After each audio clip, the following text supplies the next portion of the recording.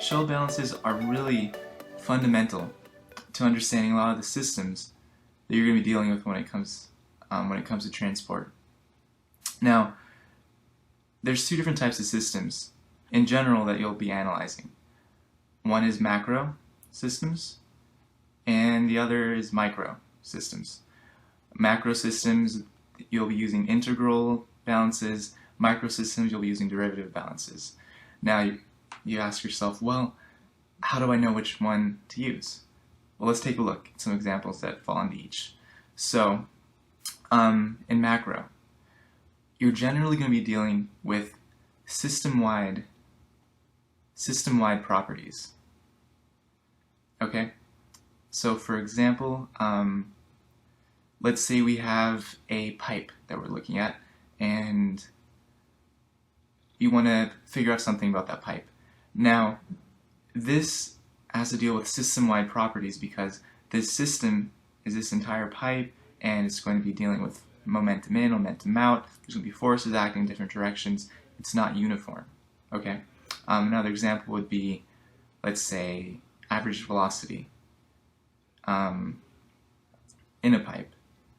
Okay. This is a system-wide property. It has to do with properties throughout the system. Okay. Now let's take a look at some requirements for a system to be micro. Micro, what you're going to be doing is shrinking a system down to a point, okay? Now, in order to shrink a system down to a point, there's a couple requirements that have to be met. Let's take a look at some of them. Let's get a different colored pen. Okay, so requirements.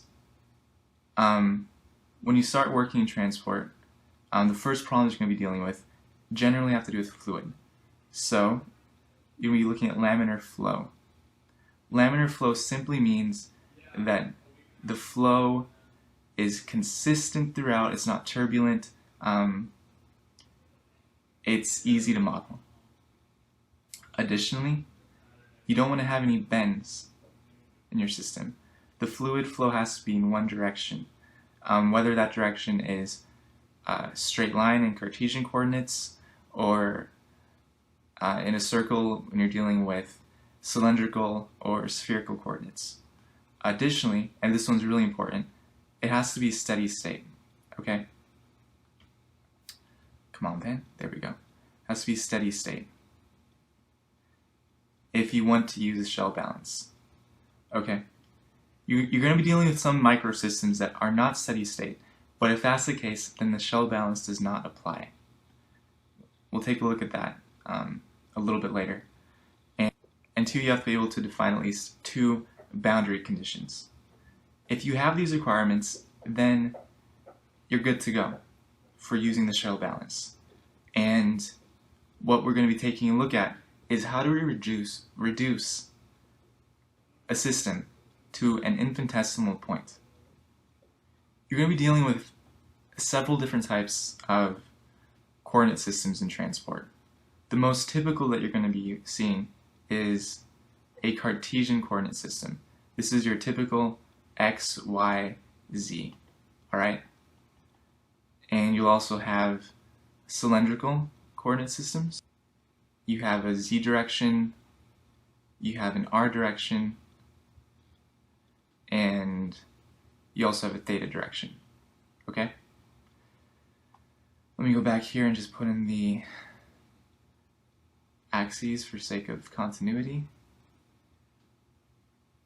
Z, X, and Y. Okay? And at times, you'll also encounter cylindrical coordinate systems, and these are a little bit more tricky to work with when it comes to using the shell balance. There's going to be more terms in the equation, and it just gets a little bit messy, but that's not to say that you won't see it. Just it's not as likely. So for this coordinate system, you're going to be working with an R, a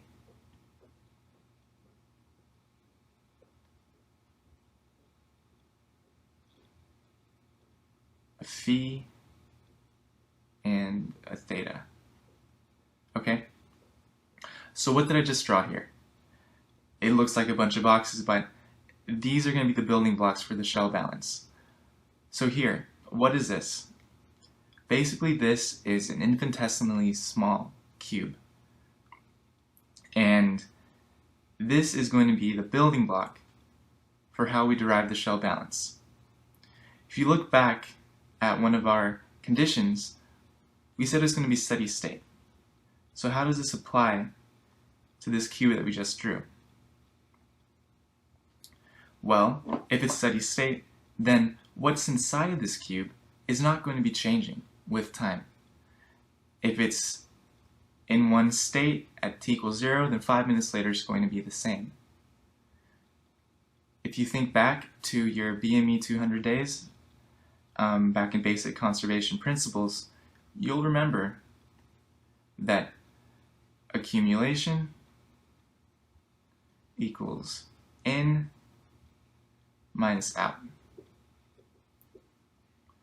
plus the sum of the forces. Okay?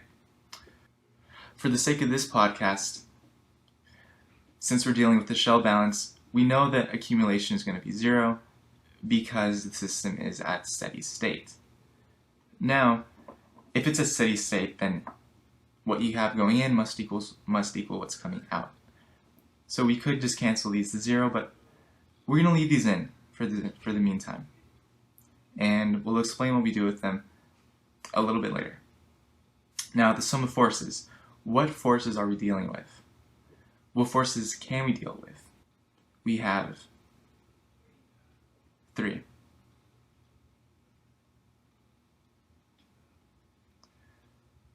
Most obvious, from physics, we got gravity. We also have shear and pressure. Okay? There we go. Squeeze that in right there. This entire equation, although there's accumulation in minus out, what we're actually doing is balancing forces.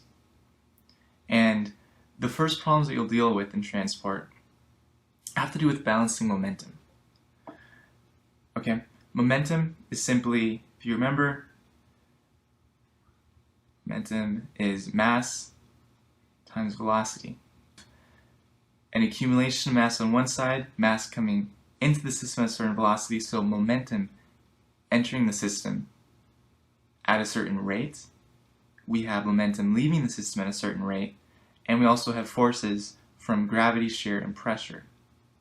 Now,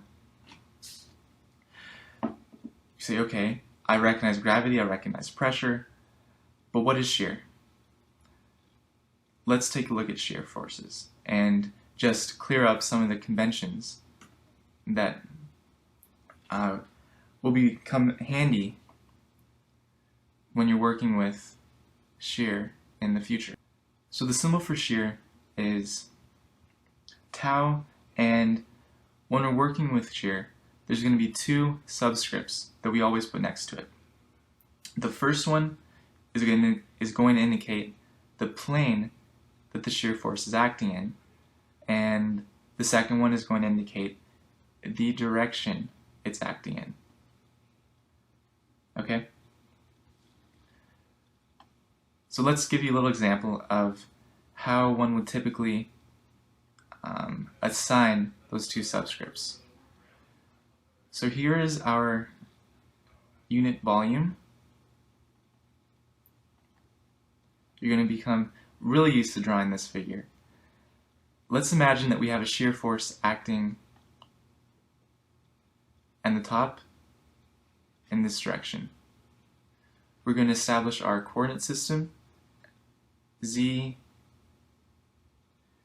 x, and y. Okay? So let's look at this shear force right here. What plane is it acting in? Well, it's acting on the top plane. The top plane is in the z direction. It goes up and down. So it's going to be a tau z, and the direction it's acting in is in the x direction. So it's going to be a tau zx. We have a shear acting in the x direction. And whenever you have a shear acting in one direction, there's also going to be one acting in the opposite direction. So there's going to be a tau zx acting at the bottom as well.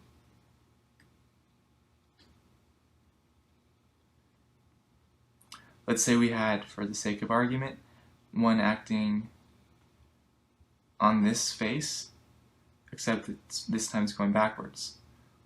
Let's see. What plane is this? What plane is it in? It's in the x-plane.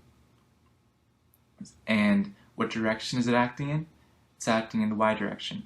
It doesn't matter if it's going in the negative y direction. Those sign conventions will be figured out when you're doing the actual shell balance. Okay, so what is the big, long equation that you're going to be writing a million times over and over again on homework? Let's try it out really quick, and then we'll go into an explanation of what each one of the terms means. Okay, so on this side, what we have is this is rho, the density, times a velocity vector integrated over volume. All in all, that comes down to a momentum times the volume of the box that we're working with, divided by time, which reduces to a force. Okay?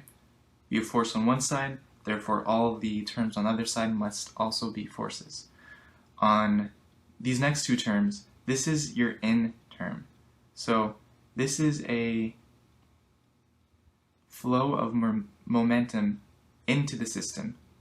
This is flow of momentum out of the system. This will come from fluid moving through that imaginary box that we made. Okay, so we have the velocity vector, density, also times again by velocity, and integrated over an area. What do we have here? We have a momentum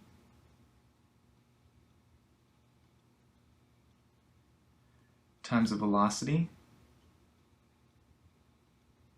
times an area. And if you do the work and cancel out the units, you'll also get a force. Perfect. And the sum of forces.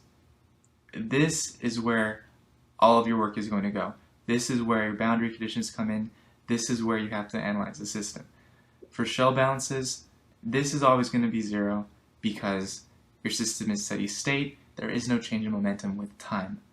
And we'll discuss why the in minus out term goes to 0 in a little bit. To understand how to apply this, I'm going to walk you through a couple of examples. So the first example we're going to look at has to do with this system where we have two glass slides. And in between these glass slides, we have this fluid that is flowing. And the fluid's going to have a little bit of tackiness. It's going to be sticking to the top and bottom of these slides. So in between these two slides, there's a fluid that is going through at a certain velocity. And we're going to say that this fluid does not have a constant velocity profile. It is in fact parabolic. We have to do a couple things. We want to define the velocity for that parabolic velocity profile, and we are asked to determine the shear force for molecules going in between those two slides. So just to clarify the system a little bit, here's a profile. Up on top we have the slides, and here's a fluid moving through that slide. Our coordinate system is going to be an x. It's going to be our x equals 0 plane. This is going to be our y. And there's a height of h. So let's ask ourselves a couple of questions. Where do we go from here? Well, first of all, our coordinate system is Cartesian, so we know to use a square box.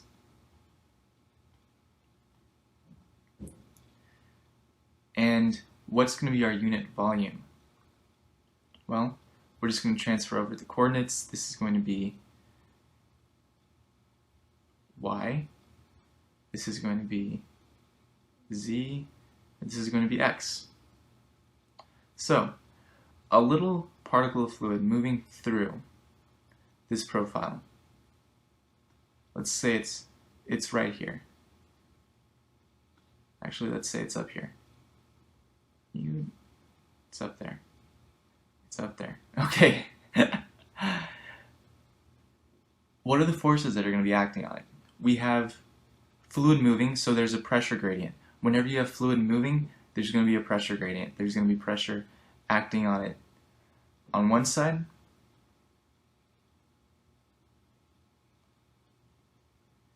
and pressure acting from the other direction. This is key to remember. Pressure always acts on a system. So you're never going to have this arrow on this side pushing the other way. The arrows are always going to be pointing in to the system. So we have a P1 and we have a P2. Alright, so we have pressure acting on this because there's fluid moving, and we also have a shear force. The way that I like to define shear force is which way is our velocity moving. So if we say that this point is right there, then our velocity is in this direction. So I try to imagine this little guy, and the guys on top of him are going to be going slower. The guys below him are going to be going faster. So the guys below him will be pulling him in this direction. And the guys on top of him, since they're going slower, they're going to be pulling him in that direction. So here is one shear force, and here's another shear force. Okay, now remember back to our subscripts. Let's see, this is a tau y, because it's acting in the y plane, and it's working in the x direction. So tau yx. And this is also a tau yx. Do we have a shear force on the front or back? No. Do you have a shear force on the sides? No, only top and bottom. The problem did not state gravity was involved. We do not have to include a gravity force. If, however, the problem did state there was gravity, then we would have to include a y equals F equals mg. Oh, here's one more important thing when you're dealing with the shell balance. Since we're dealing with microscopic, infinitely small volumes, infinitely small points do not have mass. So rather than working with mass, we're going to be using the comparable units of density times volume. Still give us units of mass, but allow us to shrink this box down to an infinitely small volume. Okay, so we did step one. We defined our system, and we defined coordinates and the forces that are acting on our unit volume. So now let's do the shell balance. Accumulation equals in minus out plus the sum of forces.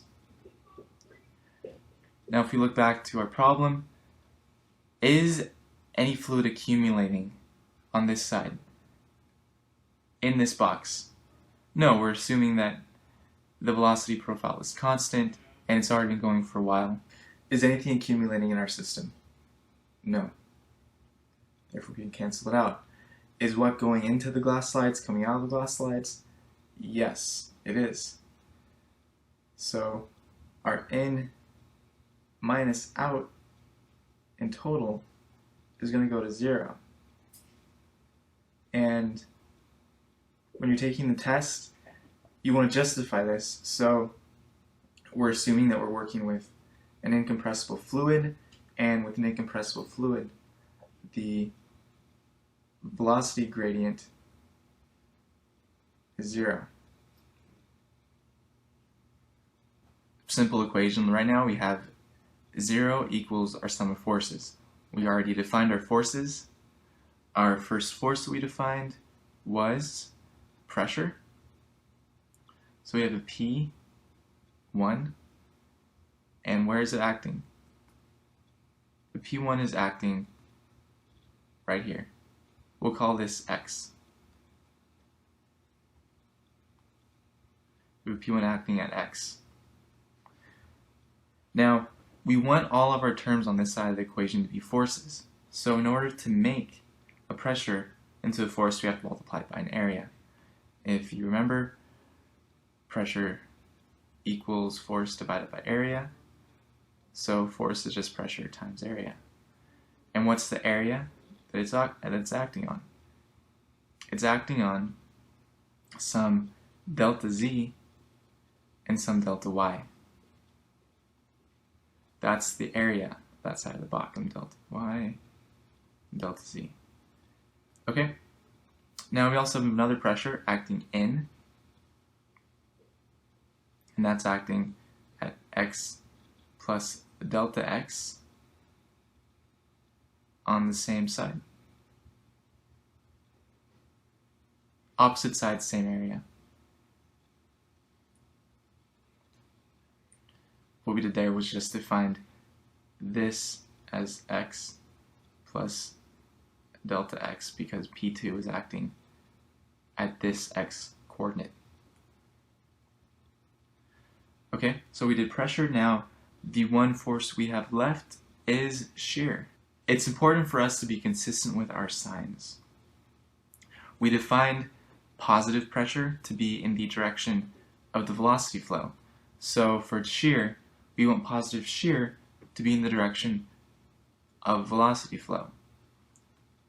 What this means is that this shear force is helping this block move in this direction because our velocity is in this direction.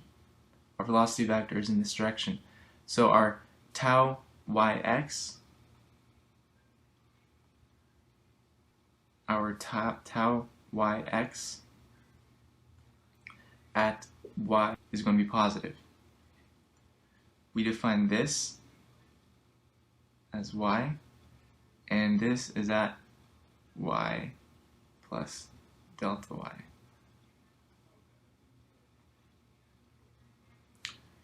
Let's look at our other shear force. We have another shear force at tau yx. This one's acting on the top side of the cube, so at y plus delta y, and it's negative because it's slowing it down. It's on the top side, it's slowing down the flow of the motion of that block. So this is the building block of the shell balance. If we go back to this side, we can see that this was a change in momentum over time times the volume. So to get rid of the delta y and delta z,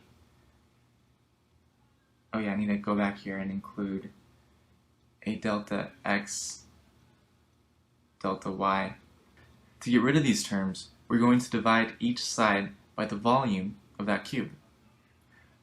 It's not actually a delta x, delta y that we're multiplying the shear force by. We're multiplying it by a delta x, delta z, because that's the area of the bottom and top surface of this cube, delta x, delta z. Excuse me for that. Alright, so this leaves us with an equation with delta x's, delta y's, and delta z's. However, in order to reduce this equation to an infinitely small point, we have to take the derivative. And in order to get there, we're going to take this one little step, which involves dividing both sides by the volume of the box, dividing it by delta x, delta y, delta z. So let's go ahead and do that. That leaves us with a P1 at x minus a P at x plus delta x divided by delta x, because our delta y and delta z's cancel out when we divide this side by the volume. Likewise, if you do the same thing to the shear component of the equation, we're going to get a tau at yx, y minus tau yx, y plus delta y, you know what that little scribble sign means, divided by what's left over, a delta y, because the delta x and the delta z cancel out.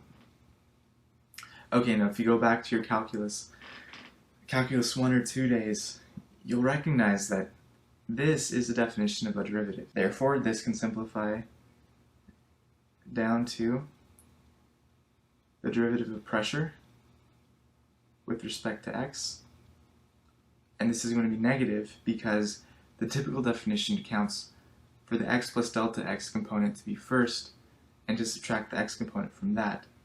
So since these two are switched, it's going to be negative. And likewise, if we do the same thing on this side, we're going to get a derivative of tau yx with respect to y, and once again it's negative because our y plus delta x is being subtracted from our y term. Okay, this is the first part of the shell balancing procedure. And what does this leave us with? Leaves us with a dp dx equals d tau dy. Where do we go from here? In order to solve for the shear force, which is what we're going for, we need to do two more things. One, we need to apply Newton's law of viscosity, and we need to find two boundary conditions. We need to define two boundary conditions. What is Newton's law of viscosity? It's merely shear force equals the viscosity times the derivative of the velocity with respect to y. So if these components were switched, if it was a tau xy instead of tau yx, this would be dvy dx rather than dvx dy. Well, we can't really plug this part into here because our shear force is still in terms of a derivative. How do we solve that? Simple. We integrate. So let's integrate this side. In order to do that, we have to take this dy over to here and multiply each side by dy.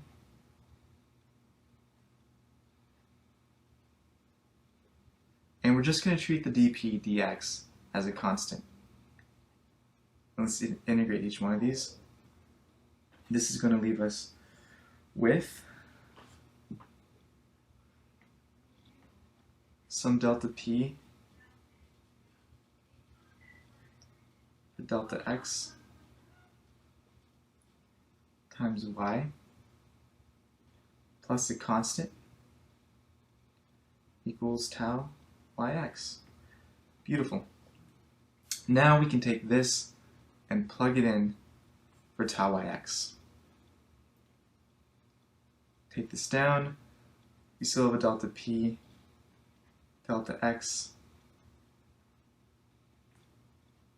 equals mu dvx dy. Here we have everything that we need. Once we do one more integration, we're going to get one more constant of integration. When we take the dy over to this side and integrate, and we'll be left with an equation in terms of y and x and vx. So we can find a velocity in the x direction at any point along the y-axis, which is exactly what we wanted. Really quickly, I'm just going to go over boundary conditions in order to solve this integration. I'm not going to go ahead and do the integration for you. I'll let you do that. But I do want to talk about boundary conditions really quickly. This entire class of problems that we're dealing with right now have to do with momentum. And when it comes to momentum, there are two types of boundary conditions that you're going to find. You're going to find velocity boundary conditions, and you're also going to find shear boundary conditions.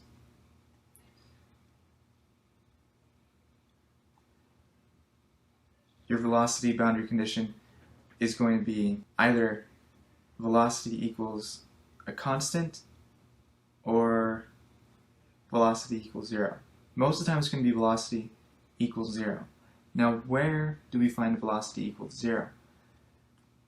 If we have fluid flow inside of a pipe, then along the walls of that pipe, the velocity at a wall is going to be 0.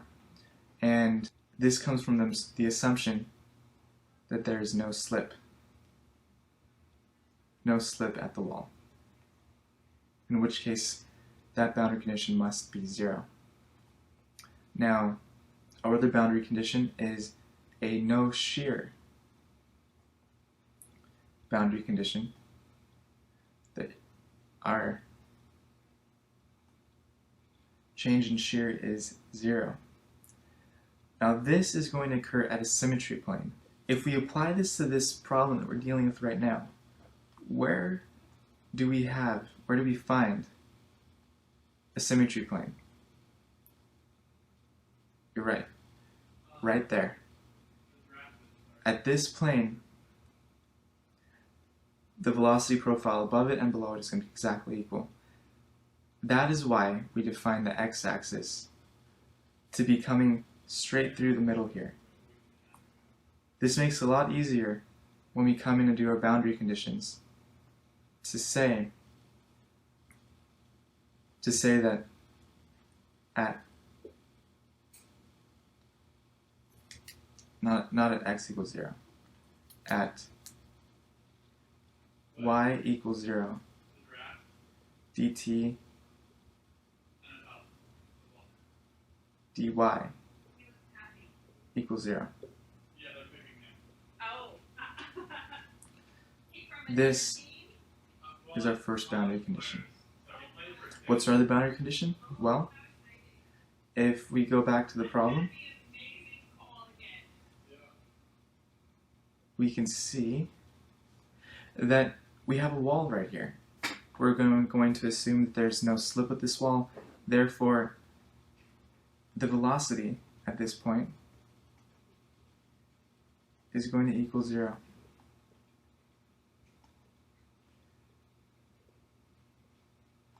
So, at y equals h over 2, v equals 0.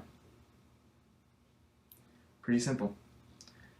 We can go back in, plug these terms into our integration, and solve for C1 and C2.